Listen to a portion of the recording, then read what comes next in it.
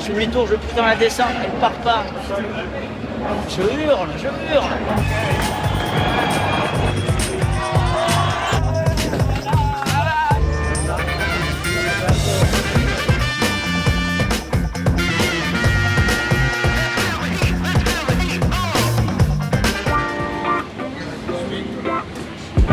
La Team Zarco est heureuse de vous accueillir à Barcelone, sur le circuit de Catalogne, pour le 11e Grand Prix de la saison.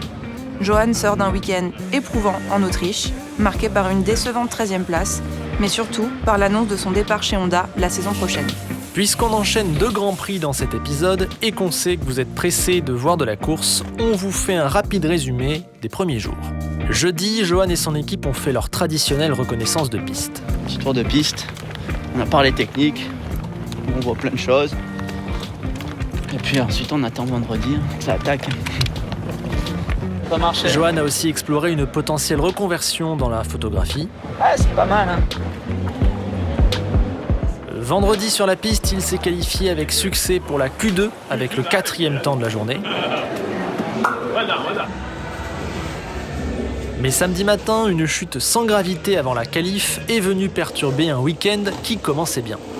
Ah, c'est Johan Zarco. Bah ouais, c'est Johan. Johan, dans un dernier effort, est parti à la faute. Alors Johan, il n'est pas en Q1, il est en Q2 directement, mais ça fait 3 pilotes qui sont tombés exactement de la même manière. Après une réparation express qui nous a beaucoup impressionnés, les mécanos sont vraiment très forts, Johan a quand même réussi à signer le 6e temps de la journée. 6e, ça va.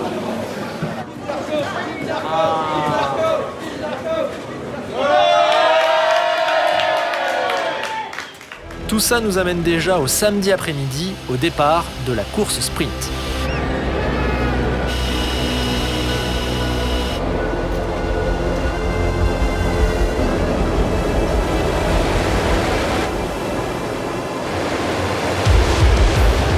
La course sprint du Grand Prix de Catalogne avec un excellent départ du poleman, mais un départ canon de Francesco Bagnaia. Johan Zarco, départ pas terrible, il se fait bien enfermer. Après un très mauvais départ, Johan passe la course à remonter et parvient tout de même à finir 7e de la sprint. Et ouais, ce départ, pas énorme raté en termes de chrono par rapport à Martin, il y a 2 dixièmes. Il est parti en 2.3, moi je suis parti en 2.5. Et moi je suis passé de 6 à 12 et lui il est passé de 5 à 3, même à 2. Mais quand on part 12e, il ne faut pas rêver, on ne peut pas avoir mieux que 7e. Petit bonus, il nous a fait sa spéciale, c'est-à-dire un magnifique dépassement dans le dernier virage du dernier tour, ici sur Bezzecchi.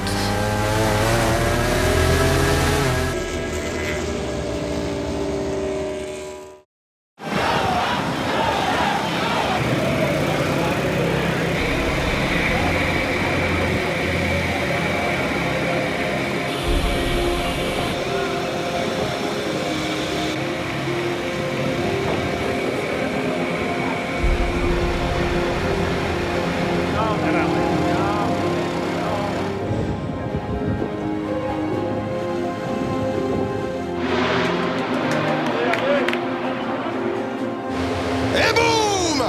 Francesco Bagnaia en pole position va faire comme hier après-midi et prendre le meilleur départ. Que se passe-t-il pour le Français Randy derrière? Johan Zarco est beaucoup mieux parti qu'hier. Il est à l'intérieur, il fait un gros freinage. Et c'est pas mal, oui. Oh, derrière, il tombe! Johan Zarco est tombé! Il s'est fait prendre la roue arrière, il n'a rien pu faire, Johan Zarco, il y a une multiple... Et devant, c'est Francesco Bagnaia qui est à terre! Il y a eu 4 pilotes, dont 2 Grésini, Johan Zarco. Ensuite, on retourne. Il y a Alex Marquez est debout, Johan Zarco va se relever. Drapeau rouge, évidemment.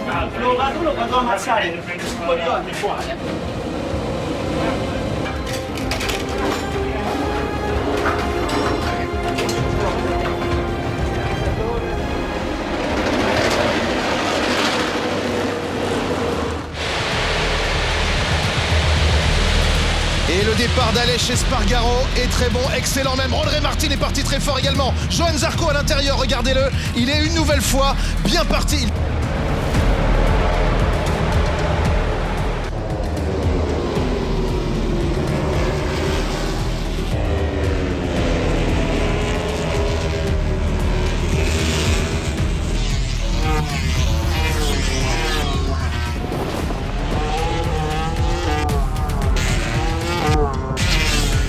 C'est loin d'être terminé, c'est la 4e position qui se joue ici.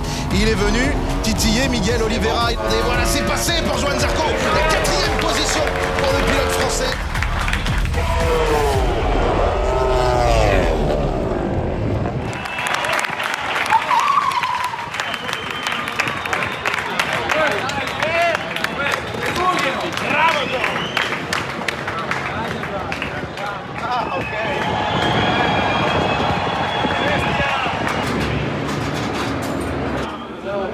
Putain, j'avais la haine tout à l'heure. Mais bon, c'est Bastianini. J'étais prêt à aller dans le box. Je me suis dit, il va pas, ça va pas faire une bonne image, tout ça. Mais déjà, on tombe, dégoûté. Je vois Bezzecchi qui a mal. Bastianini qui me regarde comme ça. Mais qu'est-ce que tu me regardes? Et ça, d'un seul coup, j'ai dit, vu le nombre qu'il y a, il peut y avoir drapeau rouge. En fait, il y a eu drapeau rouge pour je l'ai même pas vu. Je tente de redresser la moto. Moi, je vois que j'ai plus le calpier, tout ça, mais je vois qu'elle est en seconde. Allez, on peut redémarrer. Et ils sont 3 à pousser Alex Marquez. Et moi, je me retrouve tout seul à pousser. Elle ne démarre pas. On retrouve à pousser en montée. Impossible de pousser en montée. Je fais demi-tour. Non, on fait pas demi-tour. Je fais demi-tour, je pousse dans la descente. Elle ne part pas. Je hurle. Et du coup, après, je me mets à courir. Je saute. Là, j'ai pris son bras. J'ai mis une énergie, après je lui ai dit monte parce que sinon il se retrouvait en galère sans scooter. Et il s'est chié dessus parce que je sentais derrière. Lui, il était content en arrivant, mais je pense qu'il a eu peur sur le scooter.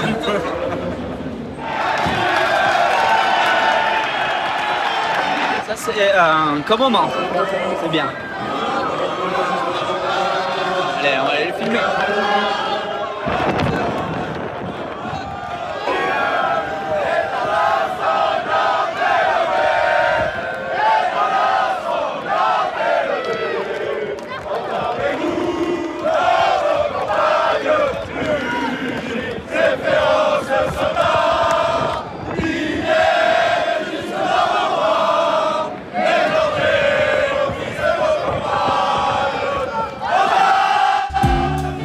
Pour finir le week-end en beauté, vu que c'était peut-être le dernier Grand Prix d'Antoine, Johan et son équipe lui ont préparé une petite surprise.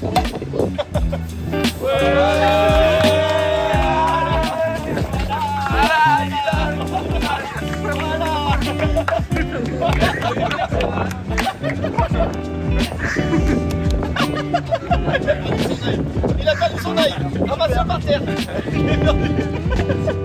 Catalunya se finit avec le sourire, on se retrouve à Misano. Et bienvenue à Misano. On enchaîne, nous voilà déjà à Misano, un circuit qui a laissé un mauvais souvenir à Johan l'année dernière, puisqu'il n'était pas allé plus loin que le premier virage. Il faut vite effacer tout ça, et Johan est plus motivé que jamais pour continuer sur sa lancée, après la très belle 4e place de Barcelone. Ah, comme il est beau le violet. Début de l'année, on l'avait fait tout bleu, mais là, on l'a fait un peu évoluer avec du violet. Et c'est plus joli, je trouve. Pas mal. Malgré sa chute glaçante le week-end dernier, Pecco Bagnaia est bien là et a été déclaré apte à courir. Mais cette actu va être assez vite remplacée par une étonnante rumeur qui agite tout le paddock. N'est-ce pas, Pauline ? Oui, effectivement, la rumeur émoustille tout le paddock depuis quelques heures. Et si Marc Marquez se retrouvait chez Gresini la saison prochaine? Voilà ce qu'annoncent plusieurs médias ces dernières heures. Alors bien sûr, tout cela reste au conditionnel. Il n'y a rien d'officiel pour le moment, mais on entretient le flou d'un côté comme de l'autre. Johan a signé un contrat avec Honda pour rejoindre son équipe satellite LCR. Mais si Marquez venait à quitter Honda, un guidon se libérerait dans l'équipe officielle, HRC. Et ce guidon pourrait donc logiquement revenir à Johan. On a un challenge. Vous avez entendu la rumeur Marquez ? Ouais. Vous y croyez ? Telle italienne, d'aller chez Gresini. Ouais. Chez Gresini, ouais. Sky, ils disent que il peut casser son contrat s'il va dans une équipe satellite. Sérieux? Ouais. Ah ben voilà. C'est sûr que Marquez, s'il s'en va de Honda, historiquement pour la marque, tu vois, t'enlèves le pilier vers le sol, quoi. C'est-à-dire que je peux être son remplaçant, ça fait plaisir. Ah non, mais ça, c'est certain. 33 ans, en post Marquez. Plus que jamais, tu peux penser à plein de trucs en début d'année. Sauf pas ça. Tu l'as pas vu venir. Celle-là, tu la vois pas venir. Bon, revenons-en à la piste. Malheureusement, le week-end ne commence pas super bien pour Johan. Handicapé par un problème technique, il n'est pas parvenu à se hisser directement en Q2 vendredi. Et la qualif de samedi est également décevante, puisque Johan partira seulement 16e sur la grille.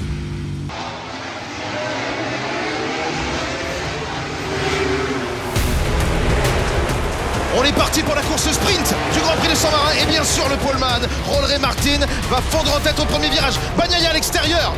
Magnifique départ de Francesco Bagnaia. Et les hommes de la première La ligne, course sprint ne se déroule pas beaucoup mieux, puisque malgré un bon départ où il gagne 4 places, Johan reste englué autour de la 12e position et termine finalement 14e après une pénalité pour être passé hors des limites de piste dans le dernier tour. Clairement, la vitesse n'est pas là ce week-end. Et voici comment Johan l'explique. Tout le monde s'est plaint du grip à Catalunya. Ici, tout le monde dit c'est génial le grip. Moi, sur le coup, j'ai pas cette sensation d'avoir plus ou moins de grip. Donc c'est vraiment que je perçois pas les mêmes choses sur la moto. On connaît Johan, il cherche toujours à trouver des solutions. On a l'habitude de le voir débriefer très longtemps avec son équipe. D'ailleurs, Eric, son ingénieur en charge de l'électronique, nous a expliqué comment il travaille avec Johan pour améliorer son feeling sur la moto.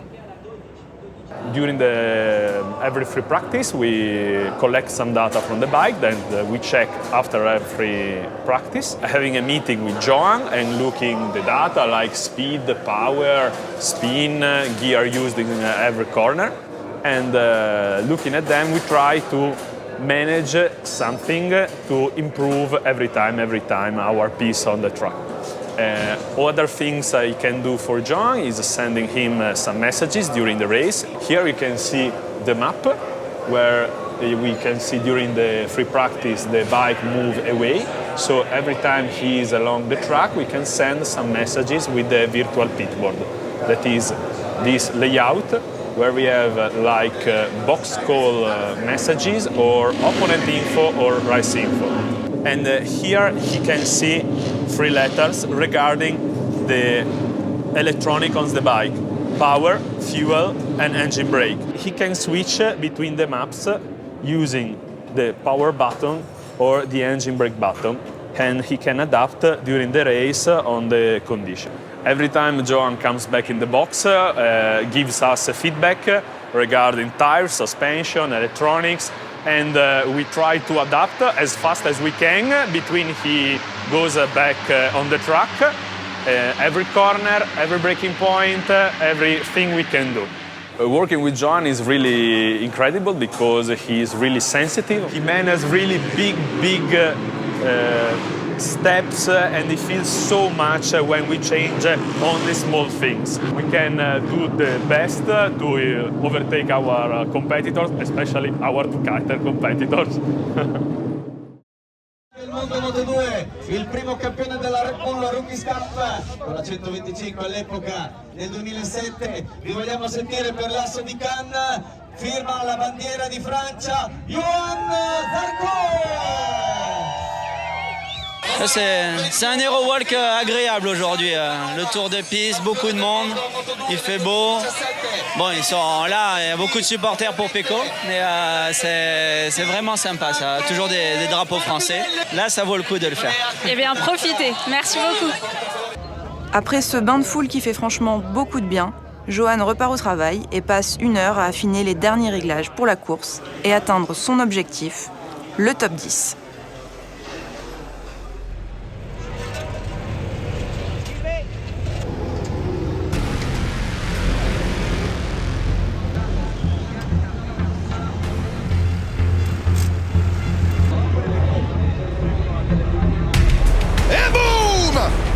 Un nouveau départ, celui de Rollray Martin est tout aussi bon qu'hier.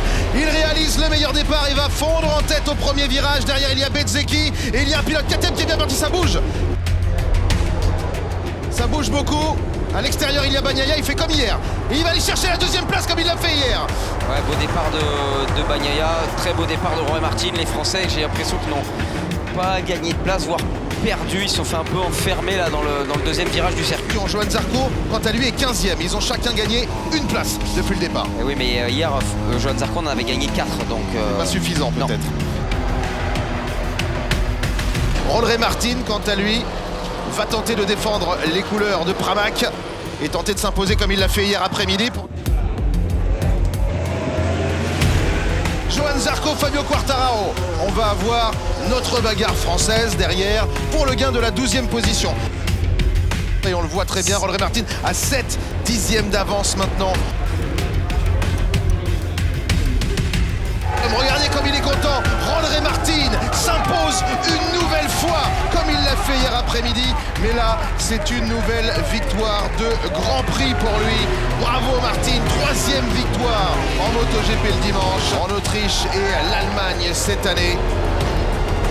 Et puis derrière, nous avons un magnifique Marco Bezzecchi de nouveau sur le podium. Francesco Bagnaia va prendre les points de la 3e place et monte une nouvelle fois sur un podium. Dani Pedrosa 4e, c'est sublime. Et vous me montrez sur le fil, Johan Zarco rentre dans le top 10. Ouais, il a fait un très bon dernier tour.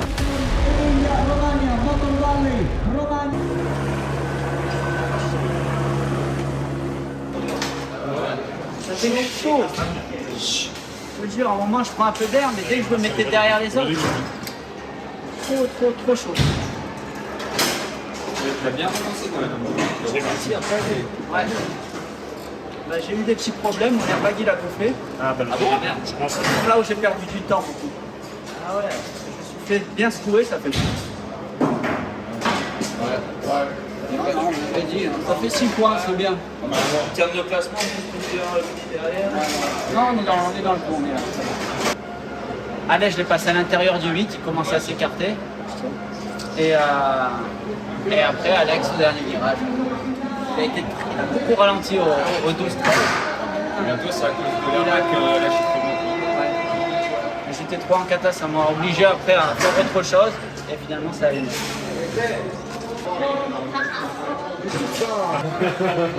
On fait pareil, hein. Tactiquement, c'est ça, Mais je suis content, voilà, j'avais visé ça, j'ai pu le faire. Et sur cette piste où on dirait qu'il n'y a rien qui veut aller pour moi, j'étais content quand même d'exploiter un peu mon style et de me faire plaisir avec. A posto. Sì, come fate? Del cibo. Buono. Poi positivo. Bravo. Sta bene la verità? Pista normale con un po' di maionese. Petite scène marrante, après la course, Johan a croisé Aleix Espargaro qui s'était un peu plaint de son dépassement dans le dernier tour. No, es un punto intermedio. Es un punto intermedio. Creo que es satisfactorio. Ah! Ouais, c'est pas normal ça. Et on a fait la course à 14h, on a fini la course à 14h40. Il est 16h10, il nous attaque à peine la presse conférence. T'es encore en combi, t'es tout transpirant. T'es content du podium, mais t'es fracassé quoi. Ouais, je suis 10e et je pousse ma gueule hein. En bon français. En plus de la satisfaction du top 10, Johan est devenu aujourd'hui le pilote français avec le plus de départs en Grand Prix, 254. Du coup, on lui a montré les images de son tout premier départ en 2009. Ouais, je me souviens bien. C'est une course, on a fait 4 tours, c'est mis à pleuvoir et j'ai eu un demi-point parce que j'ai terminé 15e, du coup j'avais été dans les points. Un bon début. Et 0,5 points j'ai eu. J'ai peut-être le seul dans l'histoire à avoir eu ça. Tout ça a toujours été très sensible à le moindre petit réglage. Mais maintenant je m'adapte beaucoup mieux. Mais ça j'ai un peu galéré quand même. La manière dont il a fallu vivre le truc et tout, c'était tellement extrême que je sais pas si j'en serais capable de le refaire maintenant. Et en tout cas heureux que ça vous plaise. C'est vrai que c'est sympa d'avoir du suivi comme ça. Vous avez le temps de découvrir des choses tout au long de l'année et on a de quoi terminer de bonne manière la saison et encore continuer 2 autres années. Et ben voilà, c'est la fin de ce 8e épisode assez dense avec 2 grands prix. On espère que ça vous aura plu. Johan part maintenant pour la tournée de fin de saison en Asie et au Moyen-Orient. Il reste 8 courses en 10 week-ends. On n'y sera pas, mais on vous promet quelques surprises. En plus, Johan nous a piqué notre matos. Il nous enverra quelques images. On verra ce que ça donne. En tout cas, nous, on se régale toujours autant. Et on sera là à Valence, qui promet d'être une belle fête, surtout si Pramac est toujours en tête du championnat par équipe. Merci de votre soutien. On sera devant notre télé pour le Grand Prix d'Inde dès le week-end prochain. Et on espère que vous aussi. À bientôt. Salut. Aspettando Zarco? Che